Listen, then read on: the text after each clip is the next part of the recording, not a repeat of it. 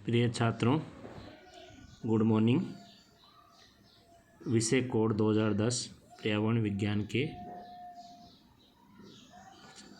Chapter number 5 में topic municipal solid waste के 5R principles and energy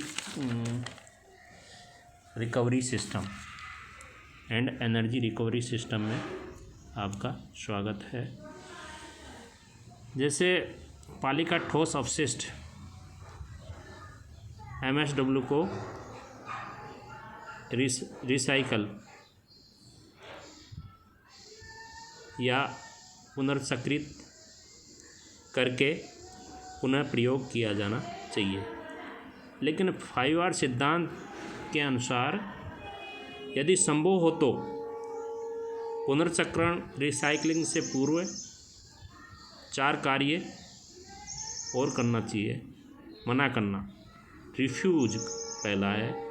दूसरा है कम करना, रिड्यूस करना चीज़ों को। उसके बाद है पुनः प्रयोग, रीयूज करना एवं पुनर्उद्देशित करना। चौथा है पुनर्उद्देशित करने चाहिए। 5R सिद्धांत का विवरण इस प्रकार है। पहला R है रिफ्यूज, मना करना। दूसरा R मीन्स रिड्यूस करना, कम करना। तृतीय R मीन्स रीयूज करना, पुनः प्रयोग करना। चौथा R रीपर्पज यानी पुनः उद्देशित करना। और अंतिम R, पांचवा R है रिसाइकिल, पुनः चक्रित करना।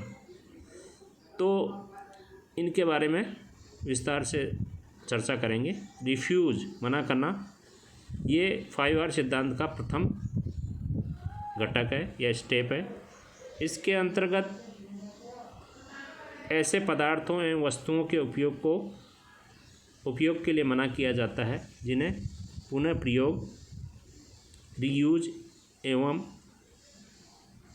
पुनर्चक्रित, रिसाइकिल नहीं किया जा सकता। उत्पादों के पैकिंग के लिए अनावश्यक सामग्री के लिए भी मना किया जा सकता है। दूसरा है रिड्यूस, कम करना। इसके अंतर्गत हानिकारक, हार्मफुल अपशिष्ट, जन्य, वेस्टफुल एवं पुनर्चक्रण अयोग्य, नॉन रिसाइकल पदार्थों के उपयोग को कम किया जाता है। जैसे कागज़ के दोनों ओर लिखने से कागज़ की आधी मात्रा को बचाई जा सकती है। तीसरा है रीयूज, पुनः प्रयोग करना। अपशिष्ट को कम करने के लिए घरों एवं कार्यालय में पदार्थों एवं उपकरणों का पुनः प्रयोग, रीयूज करना चाहिए। इस नए खरीदने की तुलना में ये एक महत्वपूर्ण एवं प्रभावी कदम होता है। पांचवा है रीपर्पज, पुनः उद्देशित करना। प्रत्येक आइटम को रिफ्यूज, मना करना, पुनः प्रयोग, रीयूज या कम, रिड्यूस नहीं किया जा सकता है। अतः ऐसे आइटम को रीपर्पज करना चाहिए। जैसे फटे सूती वस्त्रों को पोंछा लगाने के काम में लिया जा सकता है। कार्डबोर्ड के डिब्बे को भंडारण के लिए काम में लिया जा सकता है। काफ़ी मग को पेन पेंसिल रखने के लिए पेन पेंसिल होल्डर के लिए काम में लिया जा सकता है। इसी प्रकार से पुरानों टायरों को गार्डन में झूले झूलने या सजावट के लिए काम में लिया जा सकता है।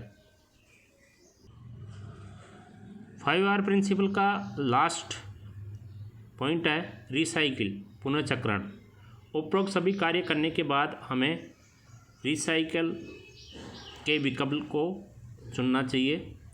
रिसाइकल के योग्य पदार्थों में प्लास्टिक है, कागज़ है, ग्लास एवं धातुएं होती हैं। जिन्हें रिसाइकिल करके नए उत्पाद बनाए जा सकते हैं। तो पहला 5R प्रिंसिपल्स पूर्ण हुआ। अब इसका सेकंड पॉइंट है ऊर्जा वापसी निकाय, एनर्जी रिकवरी सिस्टम। पाली का ठोस अपशिष्ट को जलाकर बॉयलर में भाप का उत्पादन किया जाता है। इस भाप से टरबाइन चलती है जैसे चित्र में दर्शाया गया है, तथा संघनित को वापस बॉयलर में वाटर फीड के रूप में भेज दिया जाता है। भाप टरबाइन के द्वारा विद्युत जनरेटर से विद्युत का उत्पादन किया जाता है। ठोस अपशिष्ट पदार्थों के तापीय एवं जैविक प्रकरणों से उत्पन्न गैसों एवं तरलों को भाप उत्पादन के लिए बॉयलरों में ईंधन के रूप में प्रयुक्त करते हैं। तो ठोस अपशिष्टों के जो तापीय एवं जैविक प्रक्रियाओं से उत्पन्न गैसें हैं एवं तरलों को भाप उत्पादन के लिए बॉयलरों में ईंधन के रूप में काम में लेते हैं। तो बड़े निकायों के लिए 10 से 50 मेगावाट के लिए भाप टरबाइनों का प्रयोग एवं छोटे निकायों के लिए इंजन अथवा गैस टरबाइनों का प्रयोग किया जाता है। तो जैसे कि आप चित्र में देख रहे हैं कि ये भाप टरबाइन निकाय का चित्र है। इसमें म्युनिसिपल सॉलिड वेस्ट या RDF रिफ्यूज ड्राइव्ड फ्यूल को इसमें डाला जाता है बॉयलर में। बॉयलर से भाप का उत्पादन होता है। भाप के उत्पादन से टरबाइन को चलाया जाता है। टरबाइन से विद्युत जनरेटर चलता है और विद्युत ऊर्जा का उत्पादन करता है। उसके बाद में जो संघनित लिक्विड है वापस उसको बॉयलर में भेजा जाता है। संघनित के द्वारा फीड पंप के द्वारा भेजा जाता है और वापस भाप उत्पादन में काम में लिया जा सकता है। तो इस प्रकार से ये भाप टरबाइन का निकाय होता है। तो चित्र में आप देख रहे हैं टरबाइन से विद्युत ऊर्जा उत्पन्न होती है और अन्य गर्म करने के लिए भी इसको काम में लिया जा सकता है। प्रक्रम के उपयोग में, अन्य प्रक्रम के उपयोग में भी काम में लिया जा सकता है। तो इसका इनको जो अपशिष्ट होते हैं उनसे जो ऊर्जा उत्पन्न होती है उनको गैस टरबाइन आदि का प्रयोग किया जाता है। तो भवनों को गर्म रखने में अथवा औद्योगिक प्रक्रियाओं में काम में लिया जाता है। तो MSW में जो उपस्थित कार्बनिक पदार्थों का रूपांतरण के लिए 2 प्रोसेस होती है। एरोबिक रूपांतरण होता है जो ऑक्सीजन की उपस्थिति में, एनाएरोबिक रूपांतरण O2 की अनुपस्थिति में होता है। इसमें एरोबिक कंपोस्टिंग में म्युनिसिपल सॉलिड वेस्ट के जो कार्बनिक पदार्थों को स्थायी भूरे ह्यूमस पदार्थ में बदला जाता है, कन्वर्ट किया जाता है। इसे जैविक खाद कहते हैं। इस कंपोस्टिंग में बगीचों का अपशिष्ट होता है। MSW एवं अपशिष्ट जल के स्लज को या इनके मिश्रण को प्रयोग में लिया जाता है। इसे निम्न समीकरण से दर्शाया गया है। कार्बनिक पदार्थ होता है प्लस पोषक तत्व जीवाणु बैक्टीरिया की उपस्थिति में क्रिया करके प्रतिरोधक कार्बनिक पदार्थ बनाता है। CO2 बनाता है प्लस जल बनाता है, अमोनिया बनाता है प्लस सल्फेट प्लस ऊष्मा का उत्पादन होता है। तो इस प्रकार बने खादों में पोषक तत्व रासायनिक खाद की तुलना में पोषक तत्व अधिक होते हैं, अतः इससे अच्छी पैदावार उत्पन्न की जा सकती है। अब एनोरोबिक डाइजेशन, इसमें म्युनिसिपल सॉलिड वेस्ट के कार्बनिक पदार्थों का रूपांतरण 3 चरणों में होता है।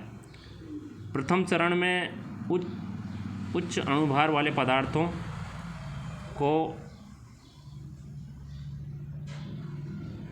एंजाइमों के द्वारा विघटित करके ऊर्जा स्रोत के योग्य कोशिका को पदार्थों में बदला जाता है। इसे हाइड्रोलिसिस कहते हैं।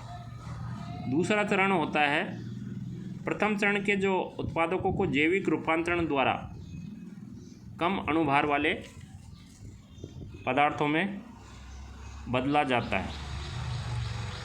तीसरा एवं अंतिम चरण में जो बने उत्पादों को जैविक रूपांतरण द्वारा सरल अंतिम उत्पादों में बदला जाता है, तो जिनमें मुख्यतः है CO2 और मीथेन CH4 गैस होती है। ठोस अपशिष्ट के एनारोबिक रूपांतरण का निम्न समीकरण द्वारा दर्शाया जा सकता है। इसमें कार्बनिक पदार्थ होता है प्लस जल की उपस्थिति में पोषक तत्व मिलाए जाते हैं, तो जीवाणु बैक्टीरिया की उपस्थिति में नई कोशिकाएं बनती है, प्लस प्रतिरोधक कार्बनिक पदार्थ बनता है, CO2 बनती है, H2O बनती है, मीथेन बनती है, प्लस सल्फेट बनते हैं, प्लस उष्मा की उत्पत्ति होती है।